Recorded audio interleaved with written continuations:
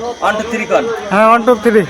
আলহামদুলিল্লাহ, বাংলাদেশে যে এখনো ভালো মানুষ আছে তার প্রমাণ আমার বড় ভাই তারাশ অফ দা ব্রিজ সংলগ্ন এই মানি ব্যাগ পাইছে। এই মানি ব্যাগে কিছু টাকা আছে এবং কিছু রূপো আছে। আমার বড় ভাই পেয়েছে। কিভাবে পেলেন ভাইজান, একটু বলেন। এইটা ওই রানীহাট থেকে আসতে খেলে মানে রাস্তার পাশ করে আসছিল তারা অবদাবাদ ওই ব্রিজের মাঝখানে।